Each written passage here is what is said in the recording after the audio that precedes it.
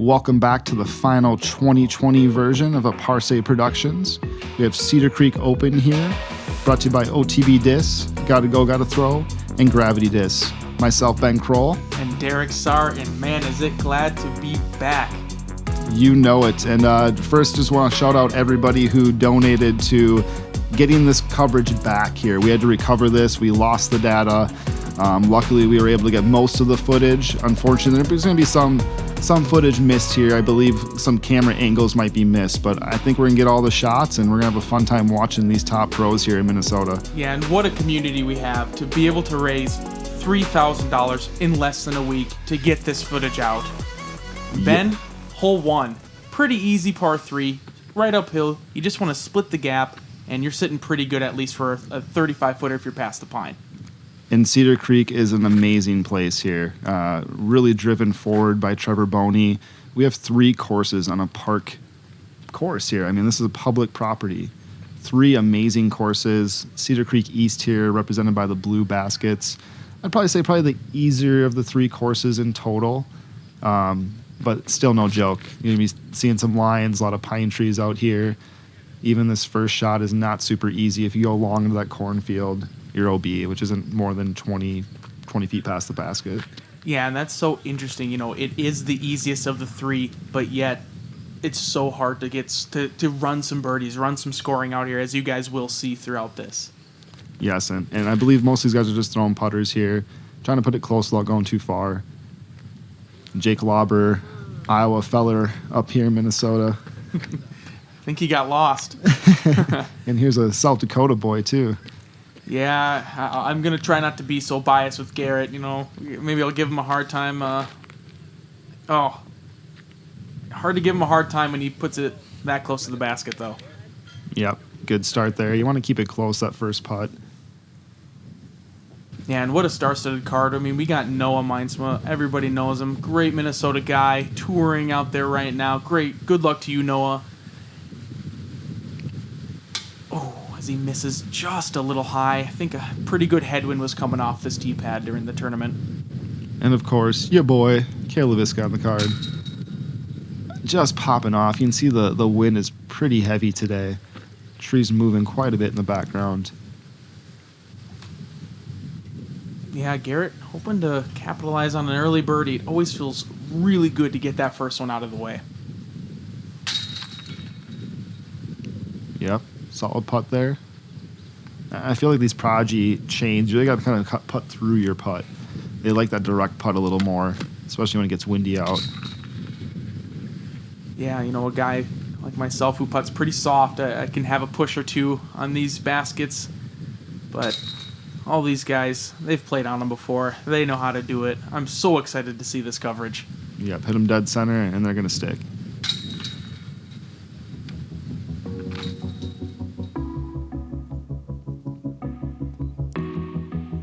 Well, 2 and 2 there. Yeah. 2 birdies, 2 pars. And these guys are looking to shoot probably anywhere from 10 to 14 down even on this East course. It has gotten a little tougher down in the bottom. There are a few lines to hit, but so much potential for birdies. And hole 2, par 3, it's at 360 feet. Probably plays about that. You have 2 angles really to go. You can take this forehand hyzer route, or you can go over the OB over to the right, throw a backhand hyzer route. You do have 1 tree to beat there in that backhand hyzer route, so it definitely is more favorable for, you know, lefty backhand or a righty forehand for sure. Yeah, and they used to have the corn in during this tournament, which actually would make that backhand line seem a little more difficult because it was almost like a row of trees that were, you know, about as tall as you were, and closing off that backhand gap a little bit. But Jake here, no slouch on the forehand. Oh, catches that tree on the left that you have to avoid to be able to get it to skip towards the basket. And there's potentially OB to the left there. You see the parking lot. On and across that is OB. But I don't see it very often, especially from these guys. Yeah, and I believe they have a pretty good right to left here, so that those forehands are going to be getting pushed down, as we saw with Jake and Garett right there. Just even his PD2 that he just threw there, just getting smashed by the wind. Yeah, they're having a hard time getting that disc to to move back towards the hole. Got a good look at Joe there, getting some good sound for us. Hear that wind whipping. Yeah, Cale, that last tree, but he's right there, 25, 30 feet. You can see how little effort he put into that as the wind just pulled it right back towards the hole. Yeah, Noah's a smart enough player that he's going to get a great wind read off that. And yeah, he's got a lot of height on this putter, or mid-range maybe, and to perfection. Yeah, there's a little gap there to get in front of that last tree that Cale hit. He's money parked. And Jake, maybe the only player to throw a more beat-up putter than I do. He's been putting with these things for a long time. And puts it easy putt, easy approach shot. I'm sure that's kind of a half bid. Don't want to go too far, especially into a headwind. Yeah, I don't like leaving myself too many comebackers and anything over 10 to 15 miles per hour wind. Garett feeling it there. Just a little too much. Got on top of the basket. Still has a little bit of work to do.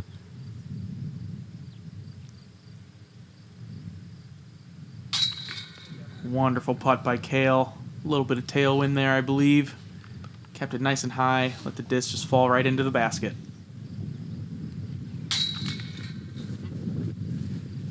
Yeah, I think we're having a little flip-flop here. Yeah, I think so. I said Garrett's still a little work to do, but 2 birdies so far. Jake cleaning up his par.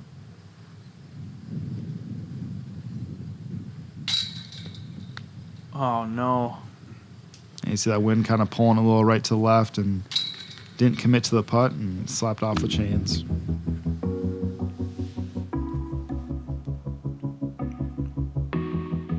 Such a smooth putter. His tongue was out. Looking good.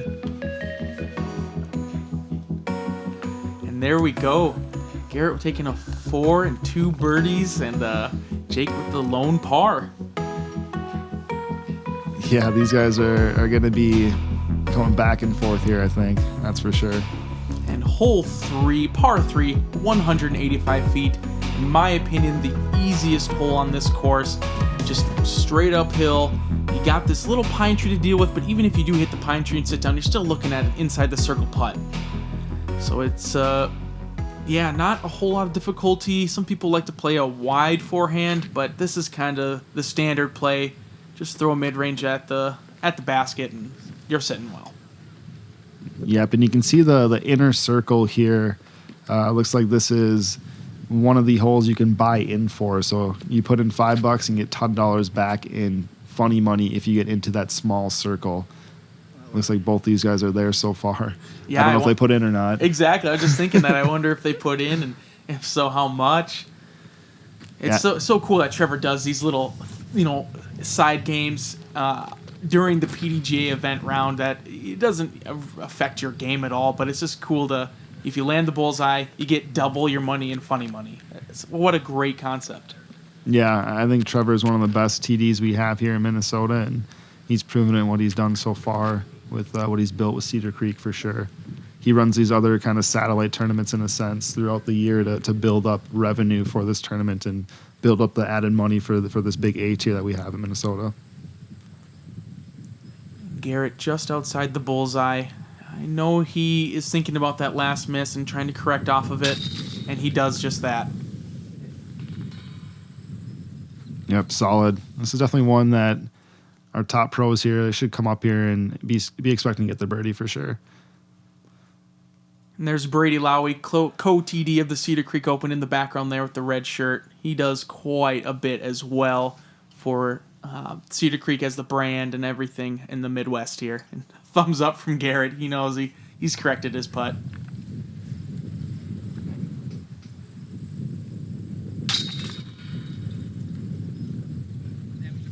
Yep, this should just be a formality for the rest of these guys.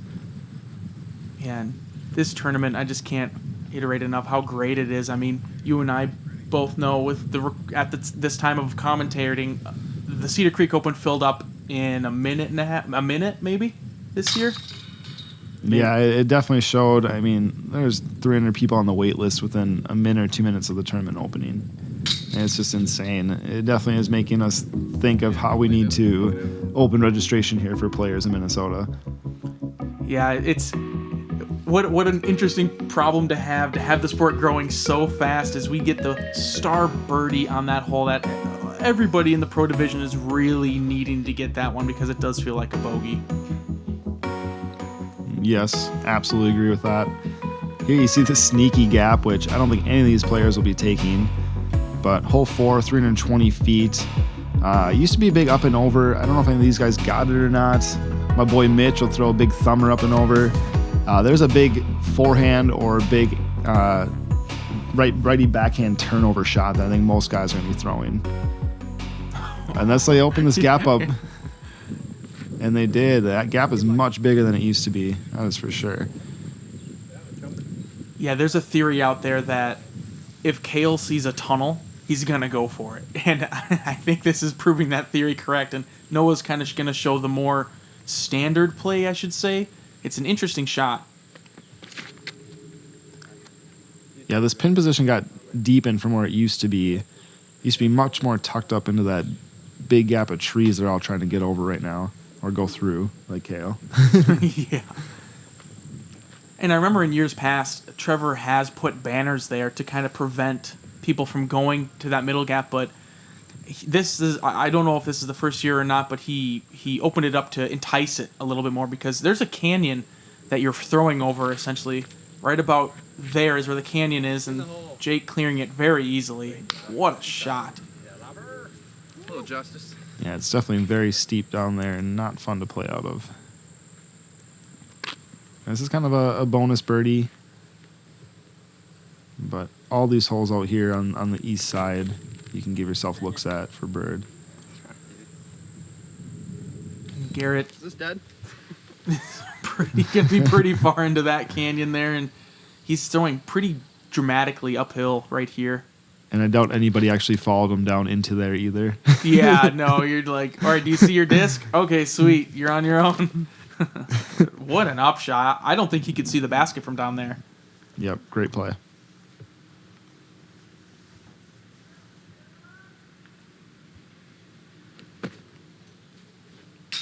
Wow. Let's go, dude. That might have been outside circle too. That was almost 70 feet. What a putt from Noah. And you see it too. He just stands there because he knew it had a chance right out of his hand. And there's some branches there. He definitely did not have a super clean look, I don't think. Oh, what an amazing putt by Noah Meintsma right there. And he knows it. That is a bonus birdie.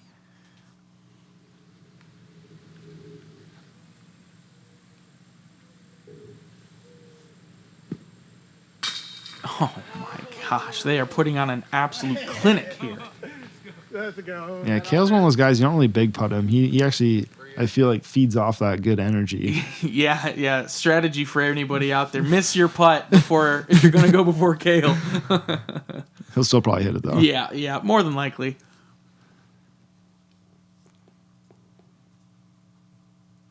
Yeah, these guys just have good touch. They're hitting that left side, but it's sticking in there. I got enough spin on it. Wow, are we going to see 3 birdies on this hole?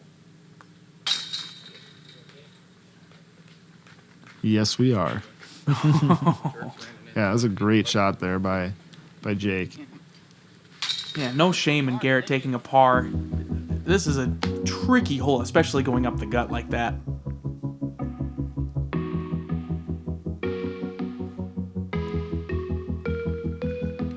We got 3 guys at 3 down already through 4 holes. Stacking them on early. Yep, that's what you got to do on East. Hole 5, par 3. We call this hole the rock hole.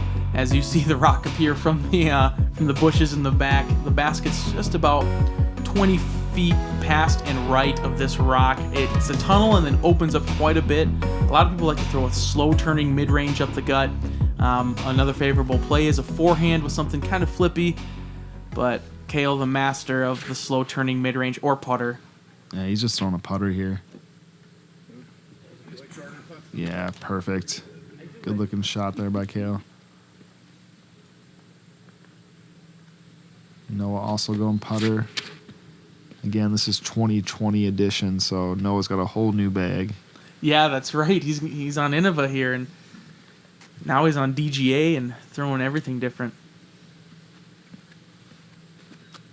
And Jake is definitely a more forehand favorable player. If he has a look at a forehand and it's not a distance shot, he's usually going to go for it. Yeah. And I can't remember if he's a Cenis or a harp guy. Harp. He loves his harps. He has some harps. I've felt them, and they seem like they've been ran over by a couple of vehicles, and they have dents and everything in it. And they are something special. You know, he loves to throw them. Smooth looking shot. He was running that probably. And it's easy to feel the pressure out here on East when you're not getting those first few holes that it seems so easy. So I can definitely see him pressing a little bit.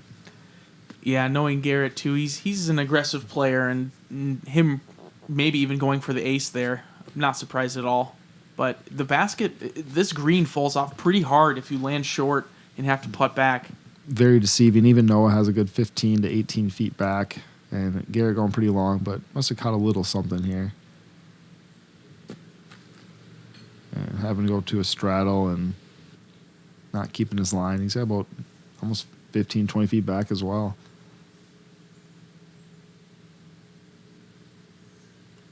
Jake's very good at keeping a routine. Oh. Must have felt some grip issues. This is a time of the year that's middle of August in Minnesota, very humid, very warm, very sticky out. Yeah, and you can have that where you get that bead of sweat that might go into your hand right before you're about to putt. God, the thing hung there for a second. I thought it was still coming out or something. It's like a Christmas ornament on those chains there. A lot of energy on Jake's putts.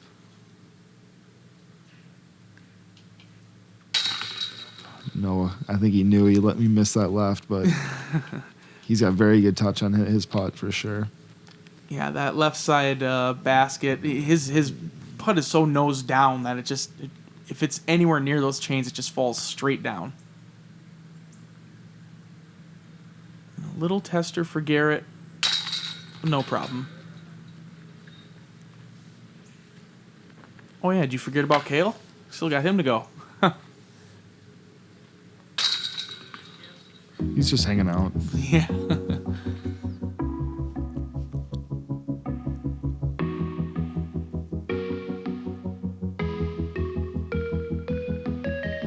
I wanted to see the slow-mo of that hanging. I know. Again, a couple birdies there by Jake and Cale. Brings us into hole 6, 310 feet. Tunnel shot, really. I think it does play a little more favorable maybe for that flip-up forehand because it does feel like it finishes a little left to right at the end of the flight here. But you can get a little sneaky on that right side as well, too. I can't remember in the past that path has been OB, so if you hit a tree and kick back onto it, it definitely was not fun.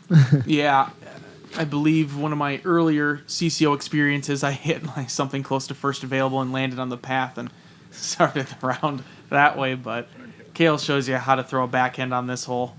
I want to say I never get sick of watching that, but I'm getting sick of watching that. I played with my BRP, and he just throws that inside hyzer flip that you don't think it's ever going to flip up, and somehow it almost does every time. It was really beat up M4. And Jake threw a harp here, wanting to get on top of it to get it flatter, but just hyzered off, and not too tough of an upshot if you go off your line here.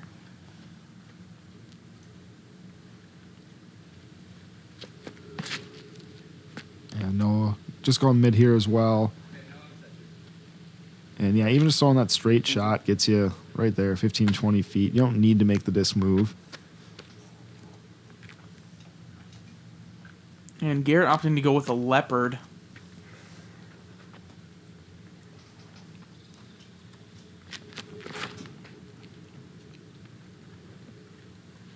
Good flip up. Good tree. Good tree. He asked it to sit, and sit it did. Bold strategy, Cotton. Yep.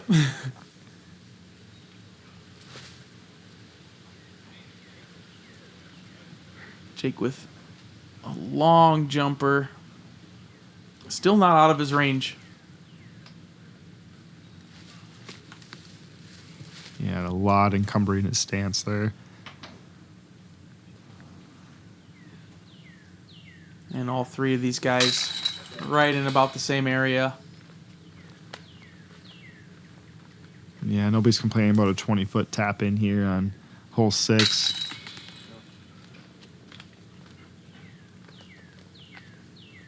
Yeah, I consider this hole a bit of a birdie or a bonus hole as well, especially on East.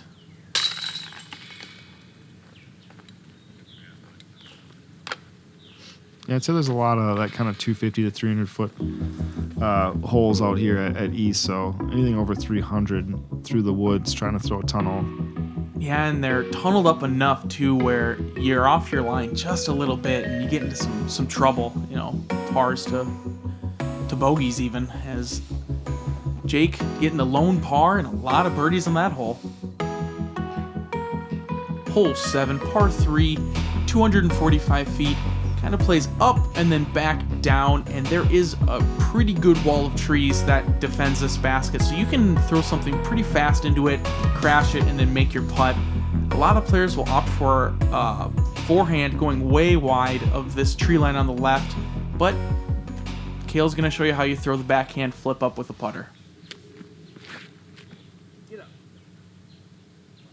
Yeah, he knew he threw it a little low, but the line was perfect. Another couple feet of height, and the thing was parked.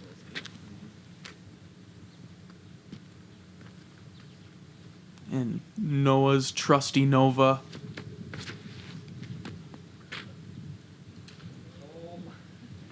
The last thing to beat, it looked like it was rolling over as well. Yeah, the Nova is the kind of disc that any line you put it on, it's going to hold that line almost the entire way. Just such a straight disc, and Noah has leaned on it time and time again. Yeah, we're playing a few holes here that are a little bit more hidden from the wind as well. What a perfect little tree nudge. I mean, he still would have been within probably 25 feet of the basket, but I'll take parked. Yeah, and you can't see how the disc ends up on this hole either because it's an up and then a down kind of angle, and he doesn't know if he's 60 past or parked. Oh, just a little too inside. That's why I like the outside forehand on this. It doesn't play with the trees as much, but Jake's Harp forehands are... he can slice up any fairway he wants. Yeah, but unfortunately he'll be taking 2 pars in a row here.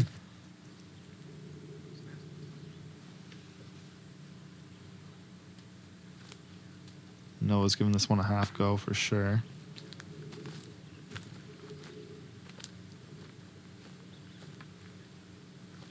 Yeah, I'd like to see Cale keep this train rolling here. Tester putt. Oh, yeah. Yeah, great little stab by Cale. Felt like it had a little more pace on it than most of his putts. Yeah, straddling out pretty wide to the right. It's a steep angle, but right in the heart.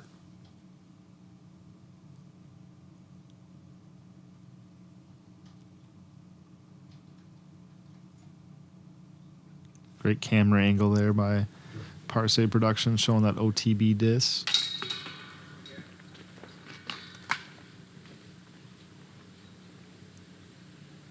Yeah, and big shout out as well to the Fairmont Disc Golf Club. They clean up this course throughout the year, and they do so much for the Cedar Creek courses in general, Central, East, West. They do a lot, and that stuff does not go unnoticed, especially come CCO time. Yeah, it's definitely one of the better communities of disc golfers around. And Fairmont's pretty far away from the cities, so it's pretty amazing that this tournament gets filled every single year, and it's always very fast as well, too. And brings us into hole 8, par 3, 245 feet. There's a really skinny golden tee route just to the right there, but most players are going to be throwing a little forehand that kind of just finishes right off this path. Again, the path is plain OB, so anything on that, you're going to have to either take it from where it was last in bounds. Cale may try to go flippy, but he likes going right up the middle, I feel like, most of the time. He did go flippy down that left lane. And that's usually what happens. Usually there's enough energy on the disc that it'll skid across that path. Check. It was a long time. And that's the thing, too, is behind this basket is essentially a cliffside. It goes down quite a ways, and so you don't want to overcook your drive with a forehand or something. I feel like it's very easy to overcook it with a forehand because you're trying to get that flex on it and get that extra distance that you don't want. Yeah. It's just such a touchy shot. This is a very bonus hole for me. I'll even go skinny route sometimes with a backhand just for fun. If Noah gets around, and he does. The perfect shot. Yeah, you got to hug that right side coming right before the path so tightly to get it as parked as he did. And Jake throwing a justice. Going to try to follow exactly Noah's line here.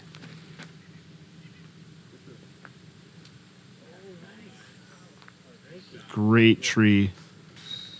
Still got a little movement, but that was a great tree. I think that had a lot of spice on it. Yeah, that cliffside is right there, and as you saw, even with an unlucky roll on this green or a unlucky tree kick, it can get into some serious, serious trouble. You're talking 250, 300 feet down that hill. Wow, what a putt. Going between those two trees was dead center, too, if it doesn't, just an inch or two lower.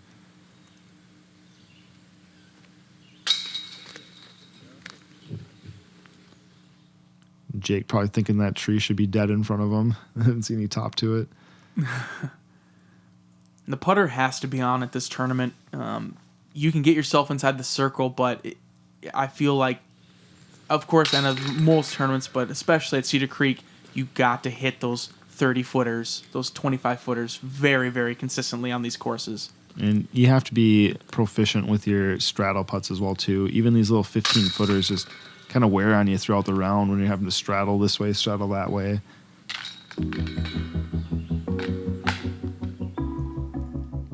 A couple birdies, couple pars. I feel like it's been a good theme on a lot of these holes out here.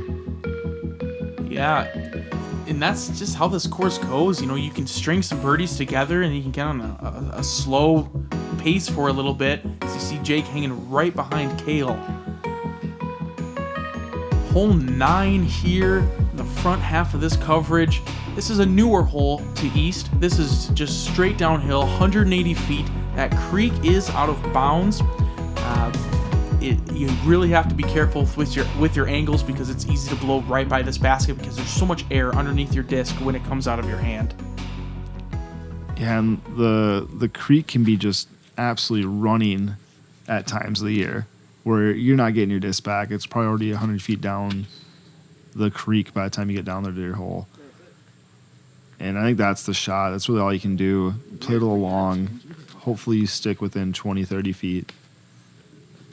You probably could play short of the hole and still have a good 35, 40-foot look at it, but I think all these guys are throwing these little touch forehands other than Cale. Yeah.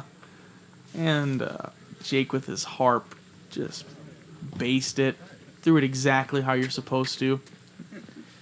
Cale not going with the one fingy.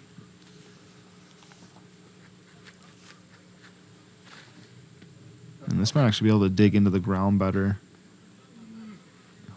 Oh, and it did kick back into the OB, unfortunately. Yeah, it's such a tough backhand shot. You have to throw essentially an ultimate frisbee disc to get it to stay on that line the entire time. Okay, good looking shot there from Garett.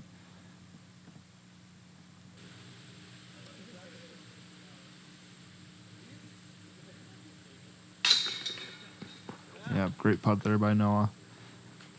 This is probably the most guarded green on the entire course. You're down in a bowl, and so the wind is just non-existent. It's kind of interesting that this course opens up in the beginning in the front 9, and then the back 9, as you'll see in the next half, is a lot more wooded, I feel. Yeah, one of our new sponsors there, Gravity Disc, bringing back that replay. And it doesn't even look like there's that much water here. So it's just unlucky to really land in it, especially the way it kicked back off the bank. And this is not a super easy putt with how much mud there is around that creek.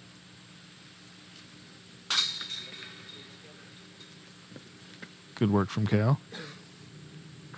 Anytime Cale's near water and putting, it always reminds me of his putt at the Memorial.